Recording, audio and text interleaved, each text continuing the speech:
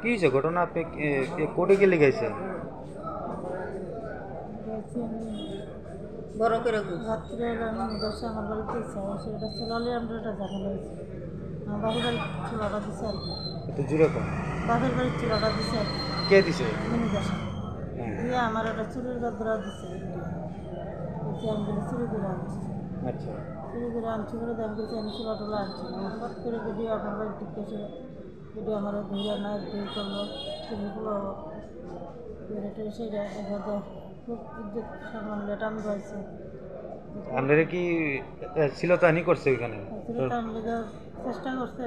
আচ্ছা। কে এটা? জয়ন্ত দাস।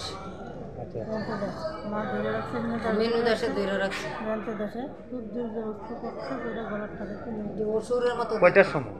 11টা 11:30 দিকে। আচ্ছা। কি করে ছেলেটা? ছেলে তো চুলা না বেকার। আর ছেলের মা যে সরকারি চাকরি করে। কোনখানে চাকরি করে? বিশালগড়। আচ্ছা আচ্ছা। তো এখন আপনি এখানে কে লিখাইছে? আমরা একটু সাজার লেগে আছে একটু সাজা একটু সাহায্য লেগে আছে। কার কার বিচার চান আদালতে? মিনি দেশের ছিল। আচ্ছা আচ্ছা। তো মানে তার বাড়ি কোন জায়গাতে? সিটিআই। আচ্ছা আচ্ছা। ও বিশালগড়ের এখানে যে সিটিআই। হ্যাঁ। আর আপনার বাড়ি? আমার বাড়ি সাগরপুর। আপনি কি করেন? চার দোকান।